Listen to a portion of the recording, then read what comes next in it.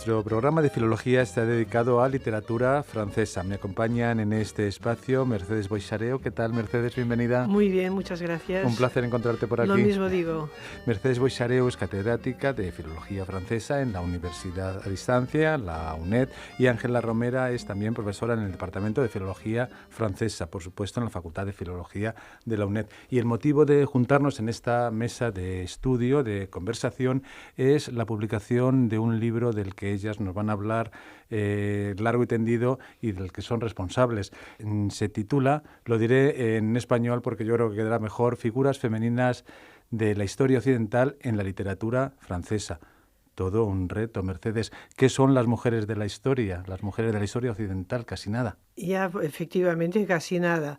Las mujeres de la historia, pues son aquellas de las que tenemos, digamos, un referente conocido, porque aquí había el peligro de entrar en la mujer legendaria, ¿no? Entonces, mujeres de la historia son Cleopatra, son Catalina de Médicis, son Juana de Arco, pero también están las intelectuales y las artistas. Está Georges Sand, están ya en la época más moderna, pues Edith Stein o Simone Weil, es decir, personajes que de alguna forma han influido, han intervenido en acontecimientos históricos y que la literatura las recoge. Cuando digo la literatura no me refiero a las biografías. La diferencia entre una biografía y una obra de ficción es que la biografía tiene que documentarse, es decir, todo lo que nos da una biografía tiene que apoyarse pues, en documentos, sea orales o sea escritos, mientras que la ficción genera en torno a un personaje pues elementos que no son exactamente históricos, es decir, a partir de un personaje femenino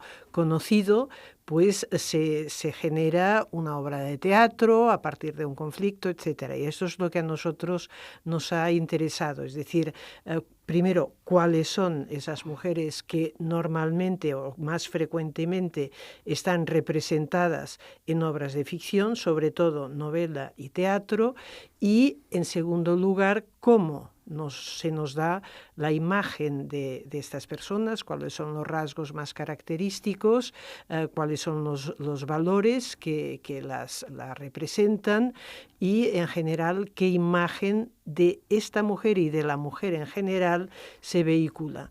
Entonces, evidentemente, eso es extremadamente complejo.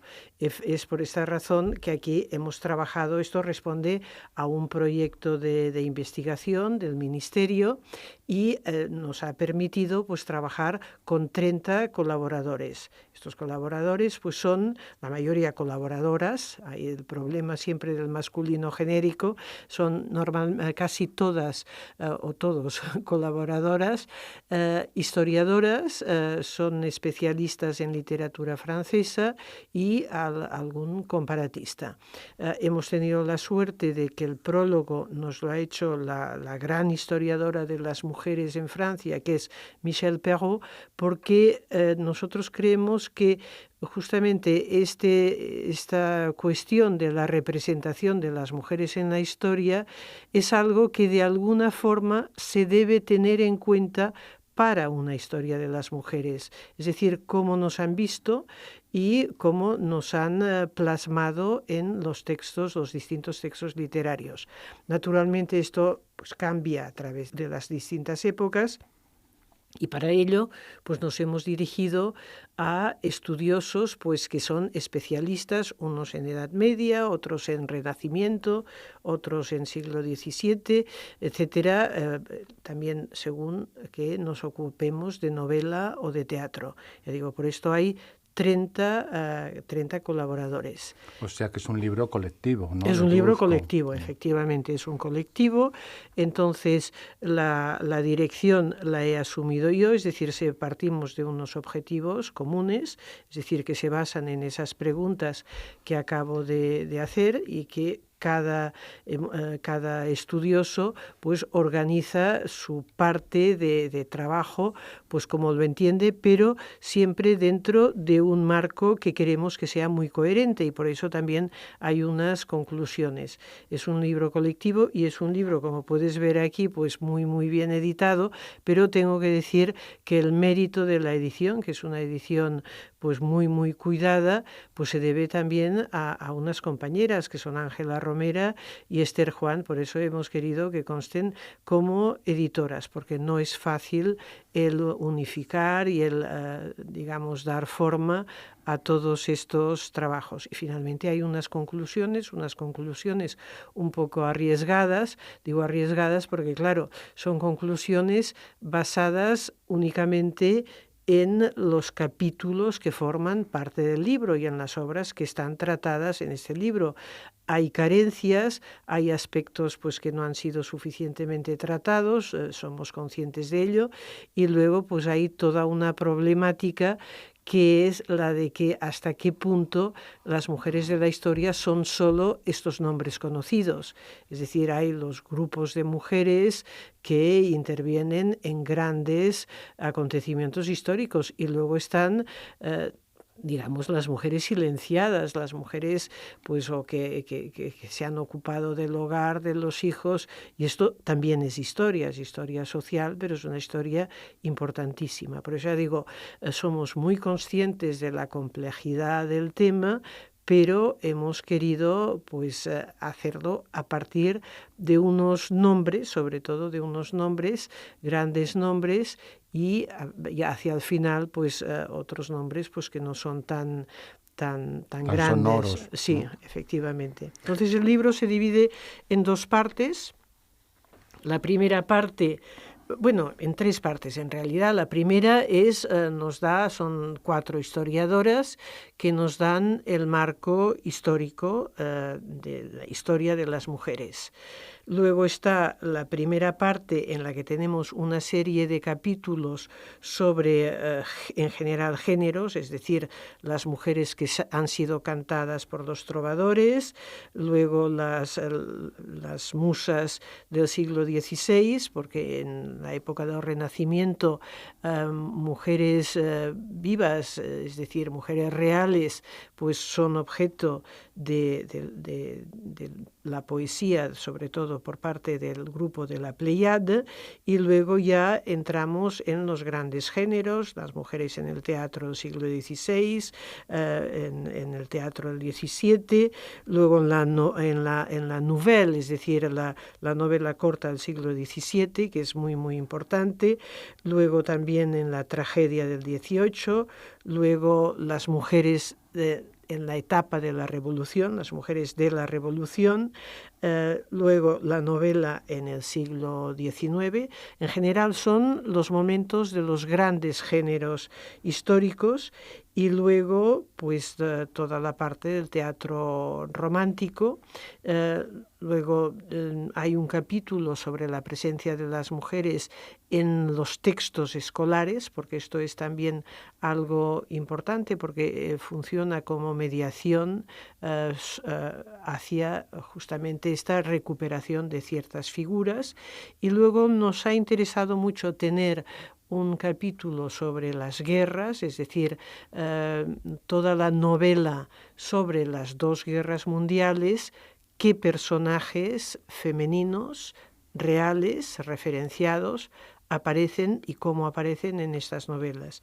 Y luego finalmente, en esta época, a finales del 20, en principios del 21, pues es muy importante la novela histórica, tanto la novela popular, podríamos llamar más que popular, de gran público, como un tipo de novela más selecta, más preocupada, digamos, por la forma, la estructura, cuestiones estéticas, y entonces también cómo en uno, tanto en la parte de novela popular como en la otra, aparecen esas mujeres.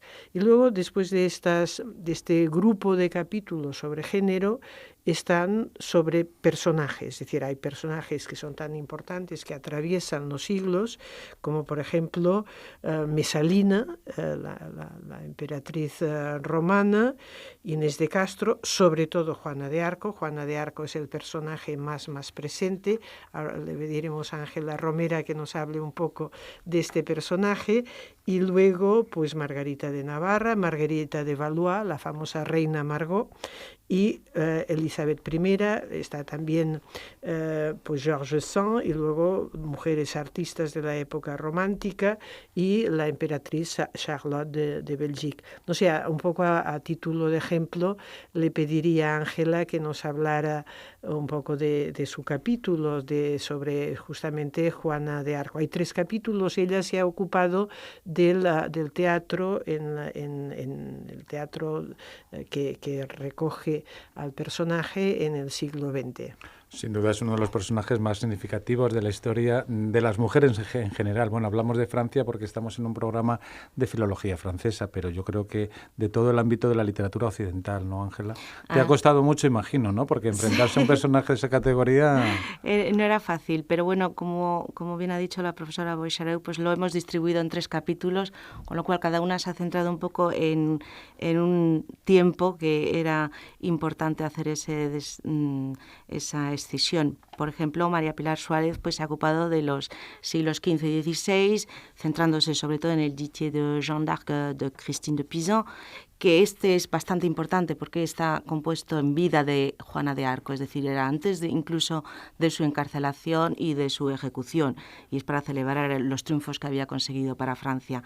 Y bueno, habla de otras obras, en el 16 quizá la más importante, la de Fronton du Duc, la Histoire tragique de Jeanne d'Arc, en el que ya aparecen algunos elementos que serán retomados posteriormente a lo largo de todas las obras que se ocupan de Juana de Arco, como los elementos milagrosos en su muerte, la paloma, el corazón que todavía late después de ser ejecutada, y también una escena que también será retomada posteriormente, que será la del reconocimiento del rey Carlos VII en Chinon. Y Julie de Ramont, por su parte, se ocupa de los siglos XVII a XIX, habla también, empieza, digamos, su capítulo tratando pues obras como la de Shakespeare, en la que, bueno, ahí la figura de Juana de Arco pues sigue la historiografía inglesa, que no es muy favorable, puesto que, bueno, ya saben que se combina su imagen como bruja y cortesana, en fin. Pero en el 17 pues trata sobre todo de Jean Chapelain, La Pucelle ou La France délivrée, en el que pues ya se toma la imagen de Juana como un ser enviado por Dios en apoyo de la monarquía. En el 17 también la imagen piadosa y de moralidad de Juana de Arco es la que rige a lo largo del siglo, salvo por la obra de Voltaire, en la que, bueno, es una epopeya burlona, en la Pucelle d'Orléans, en la que ya pues hay elementos muy irreverentes con una gran carga erótica y que viene a trastocar completamente la representación literaria de Juana de Arco. Por ello, en el siglo XIX hay esta tendencia a rehabilitar su figura, y junto a ello con las obras de Jules Michelet y de Jules Quicherat porque vuelve a publicar las actas del proceso, y Michelet porque la trata en su Historia de Francia, para reivindicar de nuevo su figura como heroína romántica. Y hay obras, por ejemplo, de Alejandro Dumas, de Lamartine, etc. Y en mi capítulo en concreto yo parto de la base en que la figura de Juana de Arco se ha utilizado como un emblema político ya desde el 19, en el que aparece como imagen de la patria, heroína de la patria, y en el que tanto los republicanos como los nacionalistas se han querido acaparar su figura. Y entonces, pues, por ejemplo, Joseph Fabre, que es del bando republicano, propone incluso en el Congreso que se apruebe una fiesta nacional de la patria, en el que sea Juana de Arco la patrona, y al mismo tiempo la Iglesia, por su parte, pues está en pleno proceso de canonización, con lo cual llega a coincidir en que en 1920 se consiga aprobar en el Congreso la fiesta del patriotismo y de Juana de Arco, y la Iglesia consigue la canonización en el mismo año, 1920. De ahí que se hable de la unificación de las dos Francias en esa fecha. Y entonces, Estas son las razones por las que en el siglo XX vuelve a estar en boga la figura de Juana de Arco. Se recupera fundamentalmente a través del teatro, con Peggy, Jules Baudot también, recuperando la figura de una Juana mística y religiosa, y en el periodo de entreguerras el más representativo sería Paul Claudel, aunque en este periodo se componen también muchas obras que serían representadas después de la Segunda Guerra Mundial o al menos a finales de la Segunda Guerra Mundial. Es lo que pasa, por ejemplo, con Brasillach, que había compuesto su Don Remy en el 33, pero que se representa en el 43, es decir, que a posteriori se le otorga un significado político colaboracionista, de ahí que finalmente Brasillach fuera ejecutado como colaboracionista durante la epuración en Francia. Y muy ligado también con el contexto histórico que sucede en la Francia de esos años después de la Segunda Guerra Mundial, pues la obra de Thierry Molnier, Jeanne et les juges. Y ahí está la figura de Juana representa más que nada la persecución injusta, ¿no?, de todos aquellos que han sido acusados de colaboracionistas después de la Segunda Guerra Mundial.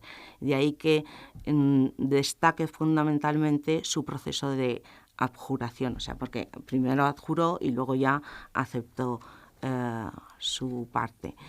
Y, por supuesto, Jean Anouilh, entre otros, porque son muchos, con su Alouette, en la que quiere dejar la imagen de estampa, la típica imagen de Juana de Arco con su estandarte y su espada, que es con la que acaba su obra, en lugar de acabar con la ejecución.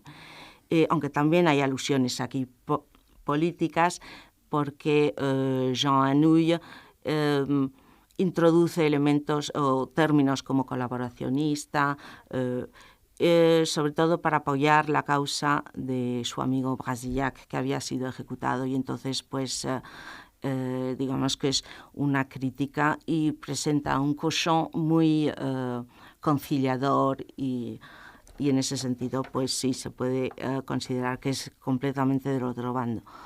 Yo creo que nos has hecho una semblanza muy interesante. Bueno, yo creo, siempre digo a los alumnos, estudiantes, o no tienen por qué ser alumnos, yo creo que hay gente interesada en cultura general, ¿verdad?, que acudan al libro porque es la fuente y donde pueden encontrar y sacar mucho más jugo a todo lo que está ahí escrito. Yo creo que desde luego es un personaje poliédrico, ¿no?, que se puede ver desde muchas caras y además a lo largo de la historia, ¿no?, que es lo interesante de los personajes que trascienden la etapa histórica en la que se han desarrollado. Mercedes, más cosas sobre este libro. No, muchas bueno, más, imagino. muchísimas más. Simplemente, pues decir que al final arriesgamos unas conclusiones y efectivamente entonces vemos el tipo de mujeres, sobre todo la relación con el poder, los rasgos de las intelectuales y para abreviar, digamos que hay dos cuestiones que nos preocupan. Una, lo que podríamos llamar una misoginia latente, porque a veces es de manera muy explícita, como en el caso de las obras de Víctor Hugo, en que las reinas de su teatro pues son presentadas pues bajo rasgos de crueldad, etc. Y esto va unido al hecho de que Hugo es un republicano y, es decir, toda esta imagen de la realeza, pues la realeza se presenta de forma, para utilizar un término actual, corrupta, es decir, con intereses que no son los del pueblo a quien realmente pertenece el poder.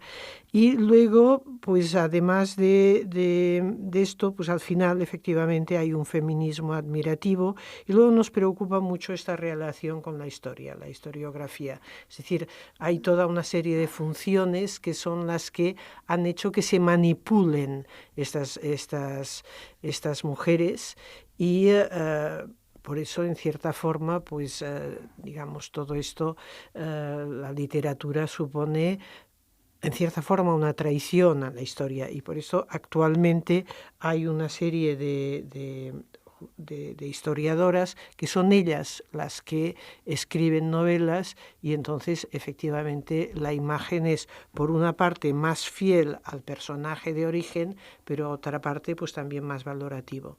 Y terminaré diciendo pues que este libro se ha presentado en el Instituto Francés el 16 de noviembre, va a presentarse en París en el Institut Madame de Châtelet el 25 de noviembre y probablemente en la Universidad de Barcelona el 30, todavía no lo tenemos claro, el 30 de noviembre o el 1 de diciembre. Lo que sí recomiendo a todos los oyentes de este espacio que lo tengan en cuenta, Figuras femeninas de la historia occidental en la literatura francesa, que es un libro colectivo en el que han intervenido 30 profesores, investigadores, auspiciado por el Ministerio, ¿verdad? Sí, sí, Y efectivamente. que es un libro, yo creo que Mercedes Boixareu, la catedrática de francés de la Facultad de Filología de la UNED, lo ha dejado muy claro, que no es un libro cerrado, sino al contrario, es abierto, porque esa investigación ahí ahí se ha vertido todo el trabajo de los colaboradores y colaboradoras, sobre todo colaboradoras, porque además yo creo que es un libro necesario, de dar una visión desde el siglo XXI de lo que ha sido la mujer a lo largo de la historia en la literatura. Yo creo que es una visión que abre muchas más puertas, que no se quedan los clichés que teníamos lo acumulados. Interesante es los problemas con los que uno se enfrenta, los interrogantes que despierta y un gran etcétera. Sí, yo quería que nos contara también un poco, Ángela Romera, aprovechando su presencia aquí, aparte de la colaboración en el capítulo dedicado a Juana de Arco, tu labor como editora, ya ha comentado Mercedes, sí, porque ha debido ser un trabajo ímprobo también, ¿no? No ha sido fácil. Bueno, hemos estado Esther, Juan y yo con este tema de la edición, que no era fácil porque, claro, éramos muchos colaboradores y además, pues muchos de ellos en Francia, con lo cual, pues para el envío de pruebas y demás ha sido más complicado.